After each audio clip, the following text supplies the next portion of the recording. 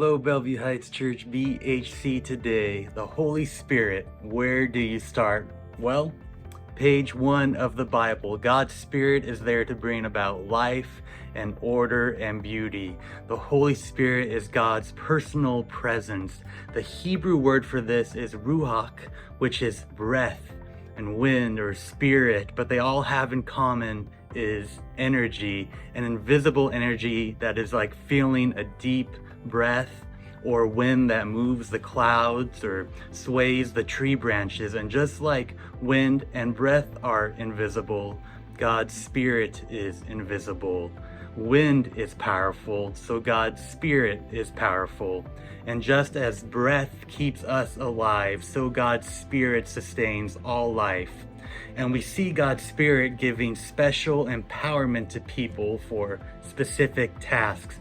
We see it in Joseph to interpret dreams. We see an artist, Bezalel, to make beautiful things for the tabernacle, and even the prophets to see God's point of view. God's Spirit made a good world and humans ruined it. So just like in Genesis, the prophet said the Spirit would come now to transform our hearts and empower people to truly love God and others. Well, centuries pass and Jesus comes, conceived by the Holy Spirit. He's baptized, and then the skies open up and God's Spirit rests on him like a dove. And this story is saying that God's Spirit is empowering Jesus to begin new creation.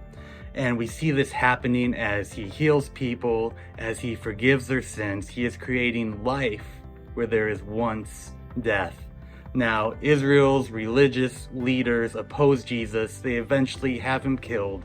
But even here, God's Spirit is at work. The earliest disciples of Jesus who saw him alive from the dead said it was God's energizing Spirit that raised Jesus. And this is the beginning of new creation, and it is still going.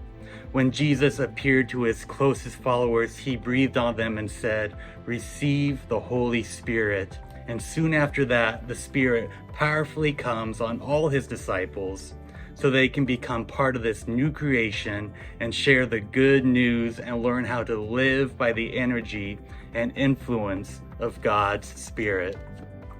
And so today, the Spirit is still hovering in dark places. It's pointing people to Jesus, transforming and empowering them so they can love God and others. And the Christian hope is that the Spirit is going to finish the job.